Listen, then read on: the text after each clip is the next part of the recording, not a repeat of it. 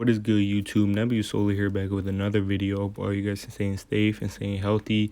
In this video, I will be talking about my controller settings and the settings that I use in Call of Duty Cold War that helps me play the way that I play in the game. So I hope you guys enjoy this video, and if you guys do, please like and subscribe, and let's get straight into it. So I will be showing my controller settings right now that I use. I'm using an Xbox controller on the Xbox One. I don't have the new Xbox yet, but this will be for my console players and not PC players, if any of you guys play PC. But so first I will be showing my sensitivity that I use that benefits me the most in the game. And while showing my sensitivity, I will be telling you the ADS stick sensitivity that I use also, because on your sensitivity, it depends on how you be using your ADS stick sensitivity.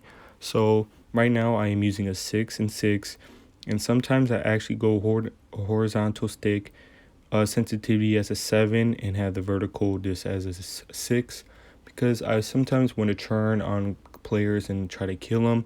But this is what I use, a 6 and 6 so far. It's very beneficial when you're first starting the game or not used to the game, just to have like an average sensitivity, just to be able to get used to the controls since transferring from Modern Warfare to Cold War.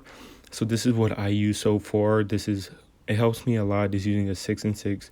And while having the 6 and 6, the ADS stick sensitivity, I'd be using a 0.8 low zoom, and the high zoom I using a 0.9.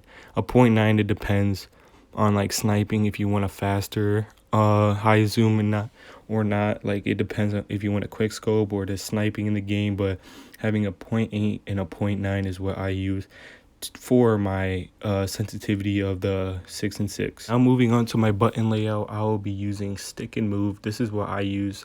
This is what I like using, stick and move. Other people can use their default settings or their tactical settings, but for me, I use stick and move because, as you guys know, drop shotting is not really important in this game anymore. So I don't really drop shot that much. I use, like, everyone you see jumping corners, bunny hopping corners.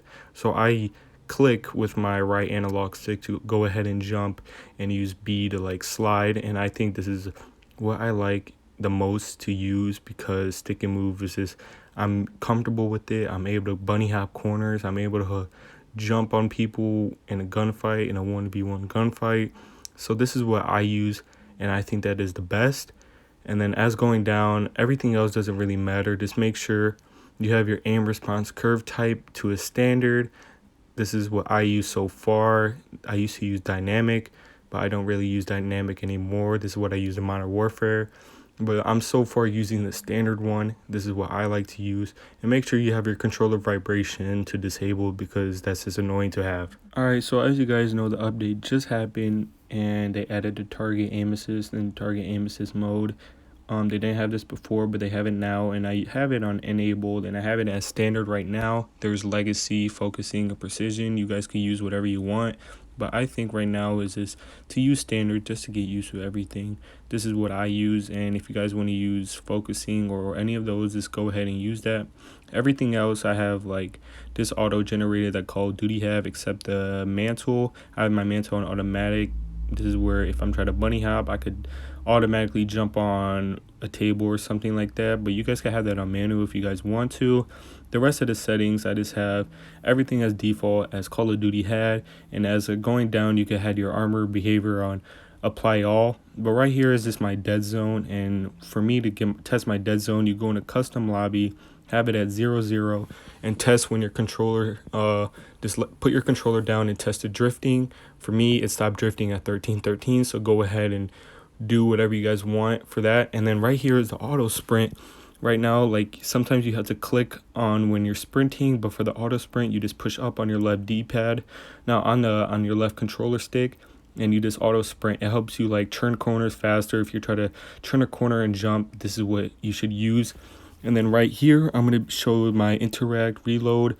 I used the last one just to be able to go pick up stuff faster in Warzone, and be able to, you got to hold X to reload.